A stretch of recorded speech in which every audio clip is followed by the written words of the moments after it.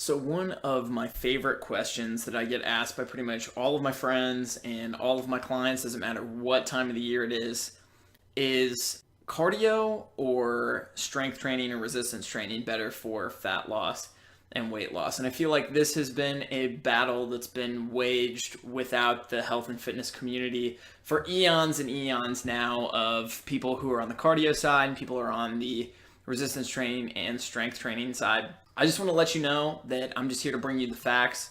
I'm not heavily weighted toward either side of this conversation. I love running. I think cardiovascular activity is awesome. I really love swimming and rowing too. I also really enjoy resistance training and weightlifting. You can call me a fanatic if you want to.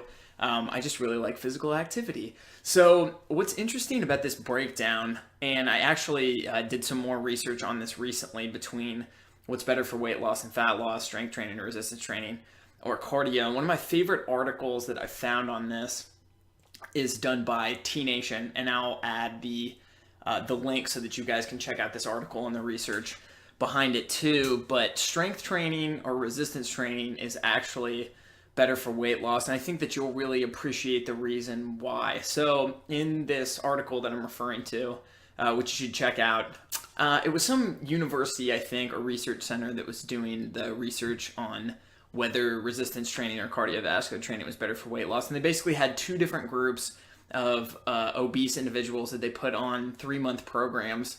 And one of them was on a purely cardiovascular program. They could either walk, jog, run, and I think cycling was actually included in an option for cardiovascular activity too. And then they had another group that was just doing a resistance training program that was 3 days a week. I think they did the same amount of work roughly each week. So it was really interesting by the end of this study. So by the end of the 3 months, the cardiovascular group had lost 37 pounds, but 10 pounds of that weight loss was from muscle. And this group also suffered a metabolic drop, so a drop in their resting metabolism of roughly 150 to 200 calories. So that's 150 to 200 calories less a day that they could eat to maintain the lower weight that they've gotten to.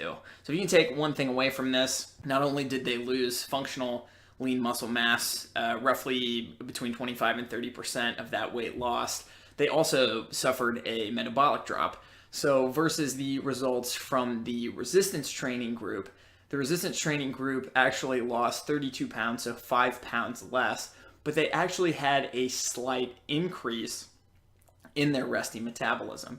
Now, if I had to guess by the end of this process too, just by what I've seen from my clients and the runners I know and the lifters I know and the people who are the in-betweens, I'm sure that the body composition of the resistance training group was a lot better than that of the cardiovascular training group. Just because if you can check out one thing when it comes to lean muscle, and actually you can do this right now, if you just open up another tab and look up the term skinny fat, and then also check out the body types, the differences between marathon runners and sprinters, you'll see a complete difference in body composition. And that's a little bit different of an example from lifting versus cardio.